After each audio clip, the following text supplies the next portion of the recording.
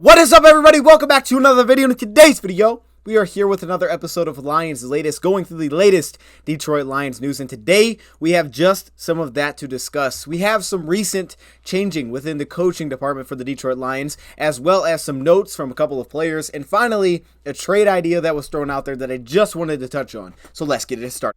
End of the day, talking with my family, it made sense. It made sense. Don't ruin a good thing. Welcome everybody to a video. Glad you guys are here.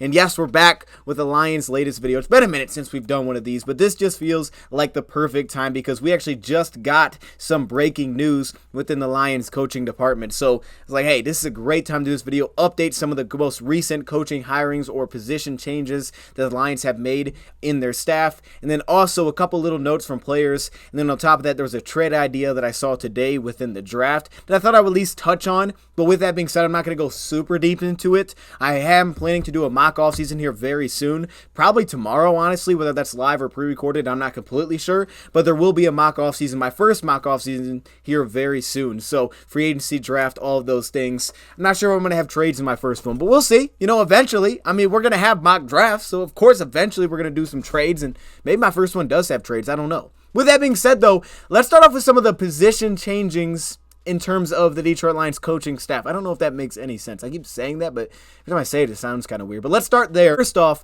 guys that look like they are going to be retained by the Detroit Lions, guys that look like they are coming back for this next season, is the coordinators. Okay, we know Ben Johnson's back. When that news broke, it was massive. He recently did a podcast with Tim 20man. I think it was definitely worth checking out, talking about this offense and some of the players specifically. One thing that stuck out to me is how he brought up one of the moments where he was kind of just sitting there in Ford Field, and I think he said it was a concert, and it was just super loud, and he was like, this is what it's going to be like when we have a home playoff game. Now, what that made me think of is when Dan Campbell stands there and tells us all roads are going to go through Detroit. Now, we know we play a lot better at home, especially on the offensive side of the ball. I couldn't imagine this team having a home playoff game because they really could light up the scoreboard, but also on top of that, that place would get so loud.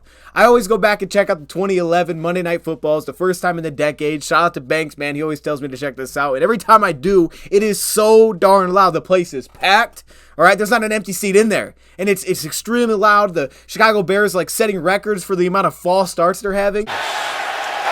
This crowd is all lathered up. The impact that crowd would have if you were that good to have a home playoff game, it would be ridiculous. And Ben Johnson wants to be a part of that. Here 4 years now, and I believe in Sheila, what she's doing. Rod Wood, Dan, Brad, starts at the top, and I think it's trickled down. This is as encouraged I've been in my 4 years with the direction of the Lions and where we're headed. Freeze it right there for 1 second. I think he said the most important part of the entire video, and I know I point this out, and I got to point it out one more time to what Ben Johnson just said, because he just painted the picture. He was here when the Lions brought in Bob Quinn, and they brought in Bob Quinn by having him recommended by a consultant of the NFL. But Sheila said, no, we're doing this thing differently. I'm going to go find the head coach, and I'm going to find the GM. I'm going to bring in people that around me I believe in, but I'm going to go find the next people. That way I'm going to believe in those guys, and I'm going to do everything that I can because she is the one that has started and changed this whole direction of the Lions. She did something different that hadn't been done, got us out of a process that was an issue, so I give her all the credit. She is the owner of the team, and that's the biggest thing she has to do is figure out who's going to be the GM, who's going to be the head coach. In her case, she hired them both. And that's her biggest responsibility, is to find the right people, because she's ultimately going to be the person that can fire those people. And that's where it starts. So if she doesn't take that time to say, I'm going to go find those people, then it's never going to work. It's never going to trickle down correctly. So that's why I give her credit, because historically it's always been brought up, oh, it's the ownership. The ownership's the only consistency. Well, then give her credit, because she's the one that went out and found these dudes, stuck by their side when they were 1-6. And now it looks like, according to Ben Johnson and me, we're going the right direction. You know, I always go back to this story. Right before COVID hit, it was one of the first off seasons I had here. Garth Brooks had a concert down at Ford Field. And I remember sitting there thinking at the time, I was just soaking it in, the atmosphere. And it was like, holy cow, this is what a home playoff game is going to be like. And this is what I want to be a part of. This is what I want to feel. This is what I want to experience. And it made me feel some type of way. And I kept going back to that as part of the process. And you know what? There's so many good things going on here that so many good people, coaches, players. I love the offensive staff, everyone that we have on board there. I love the players. I love coming into work every day. Coach Campbell is incredible. And so end of the day, talking with my family, it made sense. It made sense. Don't ruin a good thing. Also, basically, it doesn't hurt him saying that, well, our offensive line's intact, meaning he has both of his tackles and both of his guards under contract. Now, we'll see on Big View what they want to do there. I think the best thing would be if he just takes a pay cut. I think it would be the best because, I don't know what he'd get elsewhere if we cut him. So it may make more sense for him to potentially just look to take less and then be brought back. But either way, we'll see what the Lions do with that. You'll see in my mock offseason.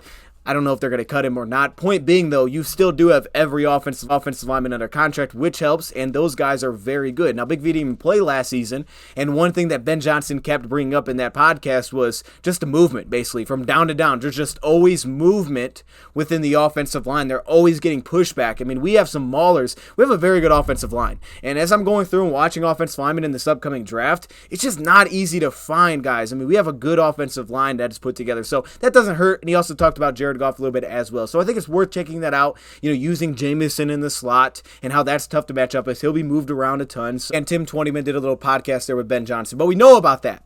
How about Aaron Glenn? Well, it looks like Aaron Glenn is set to be back this next season as our defense coordinator. Now, I don't know how long he's going to be here because he has been a hot name, a hot commodity, really these last 2 seasons, and our defense hasn't been spectacular. Now, they were much better last season in the second half of the year when they got a little bit of help in the secondary with Jerry Jacobs returning, and also the defensive front getting the guys like John Kaminsky back. When we got a little bit healthy, the defense was much better, but it still ranked out 32nd in the league in terms of total yards allowed, but it was much better. We've looked at the advanced numbers there.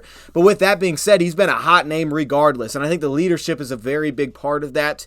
And he did not get the job for the Indianapolis Colts. So now it looks like Aaron Glenn is set to be our defense coordinator once again for the season. If you're wondering how I feel, I'm very happy about this. Okay, we know Dan Campbell loves Aaron Glenn. They're always celebrating together. He loves Aaron Glenn. He always says it. And I think Aaron Glenn is a good defensive coordinator. I think he's rising in terms of, I think he got better last year. I think there's times where we're not always in the best position, but he's also still pretty new to this. He's only now been doing this for 2 seasons. So while I don't think it's always perfect, you know what his philosophy is. There's no questions about what he wants the defense to look like, and now it's about kind of getting the players into that. And I think this year, obviously, we're going to see some influx of talent by Brad Holmes, specifically defensive line, potentially edge rusher changes, and I would think pretty high cornerback as well. So there's going to be some talent that he's going to aim to add to that. Brad Holmes basically made that that's what's going to happen because we did rank 32nd.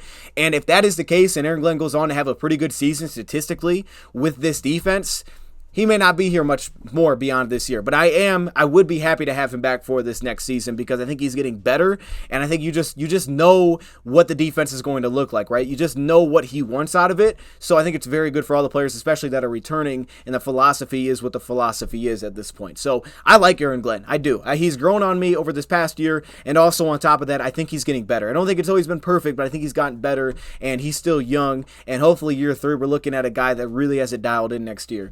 With that, we also have some coaching changes. Now, the breaking news that happened tonight was Todd Wash. I was sad, man. I was sad when I saw the Deuce Staley news, and, he went to the Carolina Panthers, maybe to get closer back to home, and we discussed that, so I won't go into that one too much. He got the same, basically, the role as he had here, running back coach and assistant head coach, so we replaced that with Scotty Montgomery, which, by the way, shout out to my man on Twitter, Phantom on Twitter, he tagged me in it, and immediately he had an interview for offensive coordinator with the Buccaneers. I'm like, I knew he had that interest because that's how I knew about him. The year before, I knew about him from offensive coordinator potential with the Detroit Lions. So he's still getting those interviews, but the Bucs went a different route with their offensive coordinator, so it looks like Montgomery is going to stay. He's actually going to be here next season, which is great. And he has the same role as Deuce Staley does, running backs coach and assistant head coach. But when you look at Todd Wash is now also going to the Carolina Panthers for the same role as what we know now, which is their defensive line coach. Now, on the surface, you may be looking at that and be like, why did he leave? Why would he leave for the same position? Is it a potential upgrade? Why did he leave? Well, I think a big part of it, just from the outside looking in, because I don't know all the ins and outs of it, right, the financials. I don't know all the ins and outs of it. But I think from the outside looking in, you can see that there's a lot of connections with Todd Wash back to Carolina, as to you could see why, some guys that he's been around in the past and why he may want to be around those guys once again. First off, of course, Dom Capers. Dom Capers is returning to the Carolina Panthers. I believe he was the Panthers' first head coach back in 1995. So there's that connection because 2 times Dom Capers was with us. You remember in our first year with this new regime in 2021, Dom Capers was here as kind of like the senior defensive assistant for the Lions, kind of the guy that was overlooking it. It's the guy that had been a defensive coordinator, could help out Aaron Glenn. So he was here that season. Then also you go back to when Todd Wash was the defensive coordinator in Jacksonville, 2019, he was there as a defensive assistant, I guess more of a consultant for them at that time. So there was a connection there as well. So that's the first connection, him with Dom Capers. On top of that, you also have to look at who the Panthers' new defensive coordinator is. And this could have been a thing of like, hey, Todd, man, I'm pretending here. Look, oh, here my phone. Hey, Todd, man, look, y'all like the phone case? Stop. Hey, Todd, look. I got this new job. I'm the defensive coordinator for the Carolina Panthers. Why is my flashlight on? Look, see. Okay, I tried to do something there. We can't do it. It's basically like, hey, I got this job. I'm the Carolina Panthers defensive coordinator, man. How you been? You want to come over here and help us out a little bit? Why would that take place? Well, their new defensive coordinator, Evero, who was the past season the defensive coordinator for the Denver Broncos. He has connections, I believe, with Frank Reich, and that's, part of the reason I think why he got that position. But they also have connections, him and Todd Wash, back when Todd Wash was with the Tampa Bay Buccaneers in 2007. He was a quality control coach. And I believe also so was Evero, a quality control coach. So there was overlap there too back in 2007 with the Tampa Bay Buccaneers. So they, were kind of getting into it together, and now this could have been a thing where they had a good relationship. There's connections now, and Todd Wash is going back over there. I don't know, because I was like, maybe there's a better opportunity to be promoted to DC. I don't know if that's necessarily the reason for that. I mean, it could be, but it doesn't seem to make a lot of sense. I mean, it's the first time defensive coordinator over there in Evero.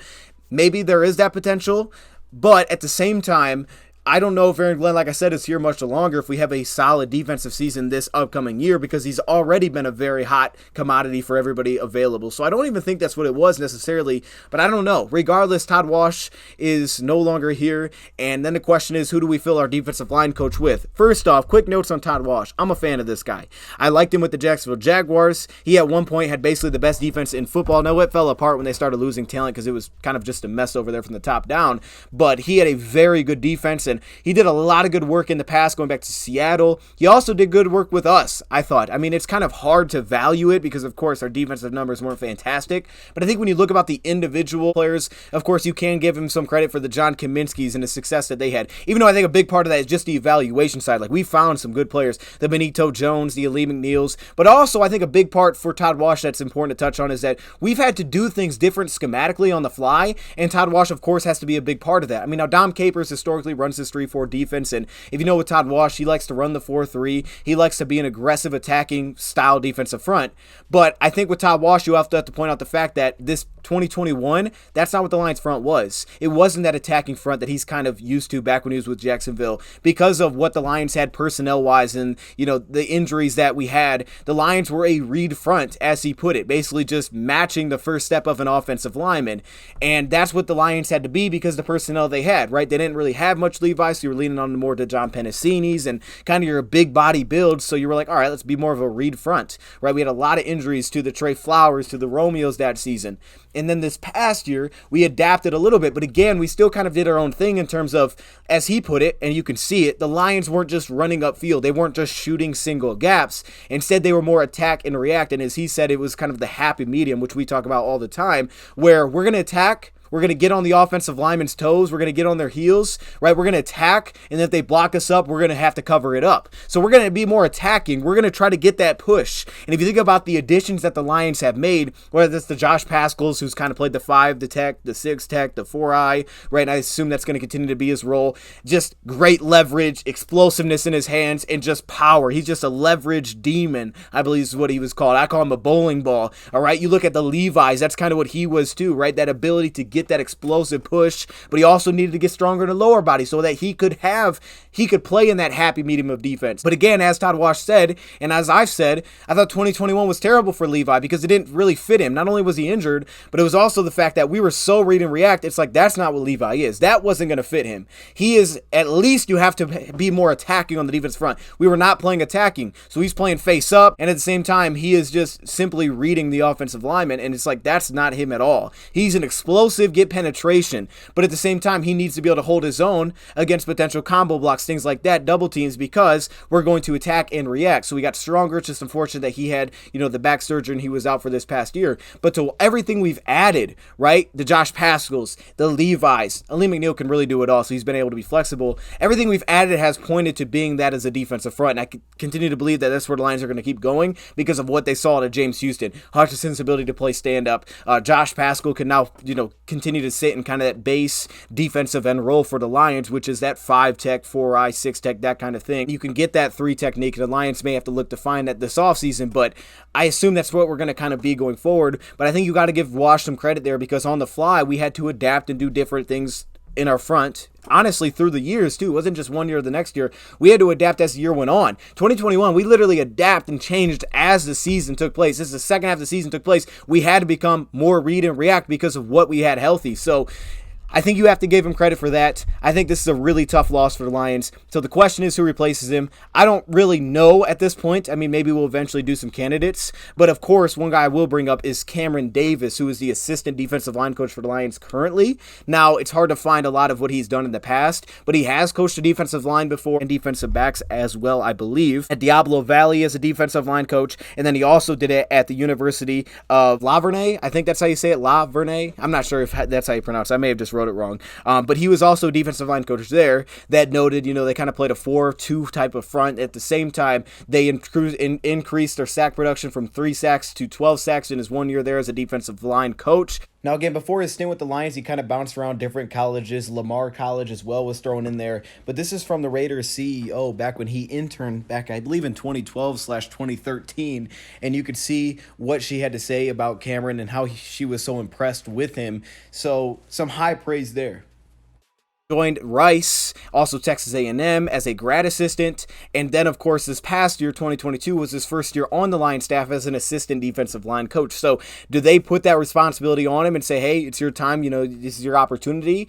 Or did they try to go find another guy and say, okay, he may not be ready for that position group yet? I'm not sure. We'll see on that one. But that's obviously the guy that you point to first. Speaking of coaching moves, let's talk about 2 hirings that the Lions made, and these are not new names. This is J.T. Barrett and Sean Dion Hamilton. First off, SDH, Sean Dion Hamilton. I'm a fan of this guy. I liked him in our training camp in the first year we had him in 2021. I really liked him, and it's just unfortunate that he had the injury. He was out for the season. The Lions placed him on IR, so he could not return that year because he was standing out. And it was a linebacker group that had a lot of questions, but he would have played that year because he was playing well in training camp. He was standing out. He looked like a starter for the Lions at that point in time. He was a young player back with Bama. He was coached very well, looking good in 2021 until the injury and he hit IR. Mark DeLone, who was our linebacker coach at the time, said, man, the game's never too big for him. Basically, he just makes plays, right? If it gets into his zone, stack, shed, and he closes and he makes tackles. Like, he really liked what he saw out of him. And also, Dan Campbell said a similar thing as well. He said, we really like him a lot. So that was the guy that they liked. And then also, he stuck with the Lions on IR. 2022, this past year, he got cut, did not make the final 53. But there was a note that was put out there, and shout out to who I read. I don't remember who I read this from, but there was a note that put out there that when the Lions did that all players practice, August 22nd, in training camp, he was calling plays for the defense. He was spotted calling plays. So maybe he already had a little practice there, and they felt like he was just a very smart guy, and that's kind of the role that he wanted to go into. Unfortunately, injuries was a big part of it for him. He was actually technically a defensive assistant for the Lions this past year, and now he's just been put into the role of assistant linebacker coach, similar to the next guy we're going to talk about. And at the Senior Bowl, he was named an assistant coach for defensive backs, so he also got some experience there as well. But I'm happy he's back because he definitely seemed like intelligence-wise, he had it. He had the football instincts. He had the football IQ. Then also J.T. Barrett. Now, Barrett's not a new name because he was an offensive assistant named this in 2022 by the Lions, and now he has just now been named the assistant quarterback's coach. We still do have Mark Brunell as our quarterback's coach. Maybe down the line that becomes JT Barrett, but hey, that's a great guy to learn behind and work with. I would think Mark Brunell, to work with him as an assistant quarterback's coach. He's only 28 years old, and he bounced around a little bit in his NFL career, but now sticking with the Lions as an assistant quarterback's coach. So those are some of the moves that I had to hit on. As you guys can see there, Dre Bly was named our cornerback coach. Scotty Montgomery was named our running back / assistant head coach. But those are really the main changes that have taken place within the Lions coaching staff. Now, a couple quick little notes that I have read. I just want to point out, first off, Jamal Williams, he did put it out there that he wants to be back with the Detroit Lions. We had that report that came out that certain guys said they would take less money. I have heard Jamal say that, he wants to come back here, and at the same time, he would like to finish his career here, but he understands there's the business side of it. I think Jamal is going to get re-signed. Hey, do you think Jamal gets re-signed? Put that down in the comments. That's the comment question of the day. I think he does. I think most people believe that he will. I think he does get re-signed by the Lions. He just came off 1,000 yards. Maybe his price goes up a little bit. He is 28, but I think he's coming back for at least another year. 1,000 yards, broke Barry Sanders' rushing record. I mean, his personality, he's got it all. Jamal Williams, I think, will be back with the Detroit Lions, especially with the new running back coach now, right? So you have some change there. It'd be nice to keep some continuity, and I think that Jamal brings that leadership to that room for you. So I think he'll be back. Also, Jeff Okudah, little side note, he changed his agent. Basically just he hired an agent because it's now the end of his third year. They can negotiate. They have until May 1st, the Lions do to decide on his fifth-year option. It's seeming like they're probably not going to pick up his fifth-year option, but that does come after the draft and free agency, so you'll get to see what you did there. And then also on top of that, there's also more negotiations beyond just fifth year because it is after his third year. Negotiations are opened up for him as a former first-round pick. So that's why he hired an agent. So there you go. That makes sense. Also, just a side little note here I read on Jerry Jacobs that he said that, he wanted the Lions to go with the top two picks, the first two picks that they have in this year's draft, and go on the defense side of the ball. He's like, the offense is pretty good. The offense is pretty good. We need some help on the defense side of the ball. So I just read that, thought I'd throw it in there. Now with that, let's talk about this trade idea that popped up. Okay, I don't want to spend too much time with this, but this was an idea that was thrown out there, and I don't think it's crazy, and I'm sure it'll be in one of our mock drafts or mock off seasons. Chicago do at 1. How does the draft start to unfold? But you could have this in place where if it unfolds a certain way, we can make this trade. Basically, the idea was thrown out there that the Lions would trade their number 6 pick in this year's draft, as well as 2 second-round picks to move up to number 3 with the Arizona Cardinals to go potentially grab Jalen Carter or Will Anderson in that scenario. Basically saying, okay, I guess if the Bears traded out, they could be trading out for a team moving up to either quarterback, or the Bears go with one of the 2 defensive players. That second pick looks like it's going to be quarterback, so then your third pick, you're getting one of the 2. And I can kind of understand that. I understand that specifically with Jalen Carter. First off, 2 second-round picks. I wouldn't want to give both of my second-round picks up in this year's draft. You may have to, though, because you're jumping 3 spots. It's a lot to move up. In this scenario, I wouldn't love to give up both second-round picks because then I have picks 3, 18, and I got to wait till 81. All right, so that wouldn't be great because once you get to 81, you're talking third round. You're not always talking year 1 starters at that point. But when you stay in kind of that second round range, you're looking at guys that could be first-year starters for you and first-year impacts. When you get to round 3, you're not always finding that. You're not always looking for that necessarily. And with that being said, why this would make sense, well, I can see the side that makes sense of this, and we'll talk about this more, but is because I believe in, I've watched a lot of these players in the draft, and I'm continuing to go through that right now. I think there is a very significant drop-off between defensive tackle 1 and defensive tackle 2, whoever that is. Jalen Carter is, to me, far and away the best defensive tackle, and he is the guy that can play that Levi role, where if you're going to invest that big time, you want to just put this defense line completely together. I mean, first off, he may be the best prospect in the draft, and he may have been the best prospect in last year's draft. We know how much of a dog Jalen Carter is for Georgia, but he's just an animal. I mean, go watch him against Osiris Torrance. He gave him problems in that Florida game, so I think we're going to look to address that high, and if you're sitting there at 6 and that guy's probably going to be gone, now I'm looking at it saying, man, I don't know if you can even address that defensive tackle position at number 6, because what I've seen, I don't see a guy there that makes sense for the Lions, okay? I'm not looking for a guy that's 360 pounds, because that's not going to fit what I'm looking for. I need someone that's explosive, that can handle double teams, play the run, get like you're looking for a lot, right? You're asking for a lot if you're trying to find that guy, and it takes a lot. It's a high investment to get a 3-tech, but at the same time, Jalen Carter is that by far hands in the way, and he separates himself from everybody else. So if I was going to trade up and it only took me 2 second-round picks and it was this year's, next year's, I would probably do that. I wouldn't hesitate to do that if I knew I was getting Carter. Will Anderson, not sure I'm completely sold on that one. I'm not sure. But if I knew Carter was there, I'd be on board with that. I would like to give up, though, this year's second and then next year's second, not both seconds. I'd like to still hold on to 1 second round pick. I love what Brad Holmes can do in the draft, but I don't think it's a crazy idea, and that's really not a lot to give up. I would assume they would have to give up more than that to move up to the 3, but that's not a lot to give up to move there. And again, I think there is a separation difference. And if you're saying we need defensive tackle in this draft and that's our biggest hole, there is a massive drop-off between what you're getting there and what you would be getting really at 6 and beyond. So, to me, with that being said, that's the idea that was thrown out there. Thought I would at least touch on it. With that, cornerbacks up there. Guard could potentially be a need depending on Big V. And then defensive tackle, I think, is a need probably regardless, depending on how much you want to invest in that. We just put out a defensive tackle video, so be sure to check that one out. And then also, we know receiver could possibly come into play at some point, depending on what we do with DJ Chark. The mock-off season, again, is coming soon here. And then also edge rusher could be in play, depending on what we do with Romeo and Charles Harris. But defensive tackle, I think no matter what you do, you're going to want to get a dog there. And if you're going to invest like that, you might as well get the best one. And that's not a lot to give up. Let me know your thoughts in the comments below, though. Thank you, Prop, for watching, and I'm out.